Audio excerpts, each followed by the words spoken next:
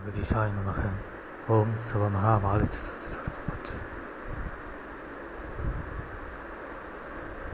இவ்வு உலகமதை நல்வடிவு கொண்ட உலகமாய் நல் திருவடி பணிகின்ற நல்மாந்தர்கள் கொண்ட உலகமாய் மாற்றி கொண்டிருக்கின்ற அவ்வீசனின் அருள் வடிவாக வந்திருக்கின்ற வாழை சித்தனே, உம்மை வாழ்த்த வடிவுடை அம்பிகையாய் திருவெற்றி ஊர்தனில் ஒற்றீஸ்வரன் என்று அழைக்கப்படுகின்ற ஈசனாரோடு அமர்ந்திருப்பவள் அகமகிழ்வில் ஆனந்த நிலைதனில் அற்புத ரூபியாய் வந்தமர்ந்திருக்கின்றோம் சித்தனே. காலம் ஒருவருக்கு வெவ்வேறு பாட நிலைகளை பாடமாக எடுத்திருக்கும். அவ்வாறு எடுத்திருக்கின்ற ஒவ்வொரு நிலைகளும் அவரவர்களுடைய கர்ம வினையின் பால் அவர்களுக்கு எது காலத்தால் போதிக்கப்பட வேண்டுமோ அதனை போதிப்பதற்காக அது நடக்கின்ற நிகழ்வு என்பதை யாவரும் அறிந்து நின்று அவ்வழியில் அவர்கள் தொடர்ந்து பயணிக்கின்ற பொழுது அக்காலம் அவர்களுக்கு எதனை கற்றுக் கொடுக்க வேண்டுமோ அதனை கற்றுக் கொடுத்த பின்பு அவர்களுக்கு தேவையான உயர்நிலை கண்டிப்பாக நிச்சயமாக கிட்டிவிடும். அதன் வரை அது நடக்கும் வரை, அது கிட்டும் வரை பாடம்தான் படித்து கொள்ள வேண்டும் என்ற நிலை. அதுபோல் அற்புதமாக அனைவருக்கும் காலம் ஒவ்வொரு நிலைகளை வெவ்வேறு நிலைகளாக பரீட்சைகளாக வைத்திருக்கும். அவற்றிலெல்லாம் தேர்ந்த பின்பு, தெளிவு அடைந்த பின்பு அவர்களுக்கு எக்காலத்திலும் நலிவு வராத உயர் வாழ்வது கிட்டிருக்கும். அது அமரத்துவ வாழ்வாய் பூவுலகமதில் ஒருவன் வாழ்கின்ற பொழுதே அமரத்துவம் பெற்றவனாய் வாழ வேண்டுமென்றால் அதற்கு அவர்கள் எத்தனை புண்ணியம், எத்தனை நல்நிலைகளை செய்திருக்க வேண்டும். அதற்கு பிற்பாடுதானே அதுபோன்ற ஓர் உயர்நிலை அவர்களுக்கு கொடுக்கப்படும். அந்நிலையை இன்று மிக எளிதாக சிவமகா வாழை சித்தனே நீ கொடுத்து கொண்டிருக்கின்றாய்.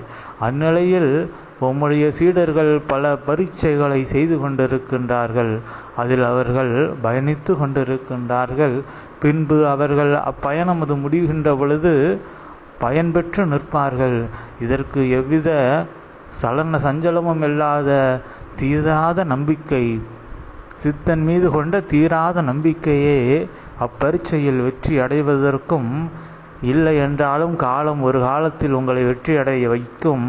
ஆனால் சித்தன் மீது அதீத நம்பிக்கை கொண்டிருக்கின்ற பொழுது மிக எளிமையாக அனைத்து வினை நிலைகளினால் வருகின்ற பரீட்சைகளிலும் வெற்றி அடைந்து என்றும் தாழ்வது வராத நிலைதனில் தம்மை காத்து கொள்கின்ற உயர் ஞானத்தையும் கற்றுக்கொண்டு யாவரும் நற்சீடர்களாக அமர்ந்திருந்து இவ்வு உலகமதில் புண்ணிய மாந்தர்களாக, கலியுகமதிலிருந்து புண்ணிய யுகமதை படைத்த புண்ணியவான்களாக சித்தனோடு இணைந்த நிலையினால் யாவரும் மாறி நிற்பார்கள். சித்தா, அந்நிலை தன்னை செய்து கொண்டிருக்கின்ற சித்தனே உம்மை வாழ்த்துகின்றோம்.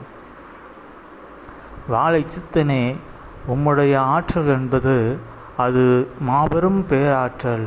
அது ஒரு சிவனுடைய ஆற்றல் அல்ல, ஒரு சிவன் உருவாக்கி தந்ததாக இருந்த பொழுதும் அவ்வாதிகையிலாய சிவசூட்சம நூல் என்ற பேராற்றலானது பல சிவங்களை உள்ளடக்கிய மகா ஆற்றல். அவ்வாற்றல் என்றும் எவரும் முழுமையாக ஏற்றுக்கொண்டு ஒரு முழு வடிவ ஆற்றலையும் வைத்திருக்க இயலாது. அது ஒருவர் தொட்டு ஒருவராக அது பயணிக்கக்கூடியதாகத்தான் இருக்கும். அவ்வாறு பயணிக்கின்ற பொழுது கூட அதனுடைய ஆற்றல் உயர்ந்து கொண்டுதான் இருக்குமே தவிர அதன் ஆற்றல் குறையாது சித்தா. அவ்வாறு ஆதிகையிலாய சிவசூட்சம நூல் உம்மிடமிருந்து பலருக்கு பகிரப்படுகின்ற பொழுது, அகத்தியனிடமிருந்து உமக்கு பகிரப்பட்ட பொழுது அகத்தியன் வாங்கி கொடுத்தானே அந்நிலையை உரைக்கின்றோம். அவ்வாறு கொடுக்கின்ற பொழுது அதன் ஆற்றல் இவ்வாறு இல்லை. இன்று உம்மிடம் இருக்கின்ற பொழுது அதன் ஆற்றல் வெவ்வேறு பரிமாணங்களில் உயர்ந்து கொண்டே இருக்கின்றது. அதுபோல் சீடர்களுக்கு பகிர்கின்ற நிலையும் வெவ்வேறு நிலைகளில் உயர்ந்து கொண்டிருக்கின்றது.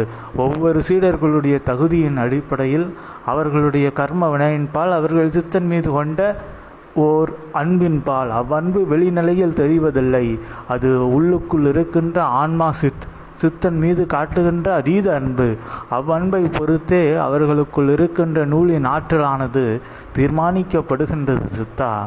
அதனால்தான் ஒவ்வொரு நூலும் வெவ்வேறு வடிவில் வளர்ந்து கொண்டிருக்கின்றது, வெவ்வேறு ஆற்றல்களை வெளிப்படுத்த போகின்றது. அவையெல்லாம் வெளிப்படுத்துகின்ற பொழுது நிச்சயமாக உரைக்கின்றோம். ஈசனார் உருவாக்கி கொடுத்த ஆதி இறை நூலின் அற்புத வடிவம் அதை மீண்டும் ஈசனார் கூட உள்ளுக்குள் வைத்து கொள்ள முடியாத அளவிற்கு பேராற்றலாய் உயர்ந்திருக்கும் யுகமது முழுவதுமாக மாறியிருக்கின்ற பொழுது சித்தா, அப்பொழுது ஈசனே யாம் ஈசன் அல்ல, யாம் இக்கலியுக நீசர்களை எல்லாம் அழிக்க வந்த வாழை சித்தனே என்று அறிவித்து ஈசனே வாழை சித்தன் வடிவில் முழுமையாக வலம் வந்து நிற்கின்றவாறு தம் நிலையை உன் நிலையில் நிச்சயமாக வைத்து வலம் வந்து கொண்டிருப்பார் என்ற அளவிற்கு ஈசன் ஒரு மனித உருவில் வலம் வர வேண்டுமென்றால் அம்மனித உரு எவ்வளவு உயர் ஆற்றலை உள்ளுக்குள் கொண்டிருக்க வேண்டும். அந்த உயர்நிலை கொண்ட உயர் அற்புத ஆற்றலை உமக்குள் நீர் கொண்டிருப்பாய் சித்தா. உம்முடைய ஆற்றலை கொண்டிருக்கின்ற ஒவ்வொரு சீடனும் அதற்கான தகுதி வருகின்ற பொழுது ஈசனார் அவர்கள் வடிவிலும் வலம் வருகின்ற காலம் அது வந்து சேரும். அது நடந்து கொண்டிருக்கின்றது. தற்சமயமும் சில நேரங்களில் வந்து செல்கின்ற நிலையாக அது இருக்கின்றது.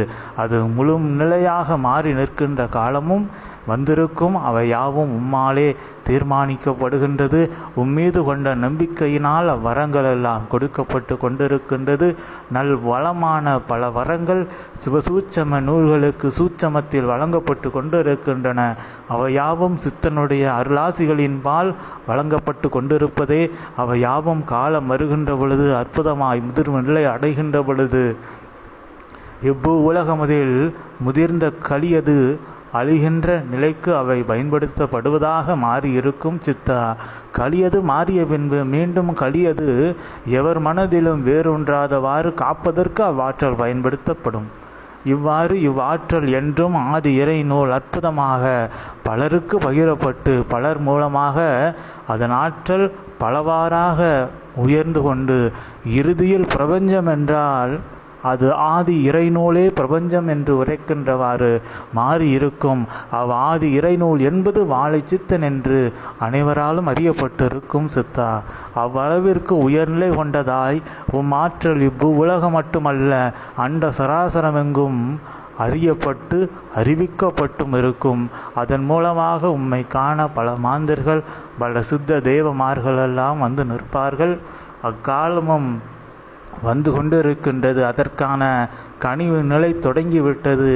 அதற்கு ஒவ்வொன்றிற்கும் ஒரு பழம் அது முழுமையாக பழுக்க வேண்டுமென்றால் அதற்கு காலம் இருக்குமே. முதலில் அது வெளிநிலைதனில் ஏதும் தெரியாது.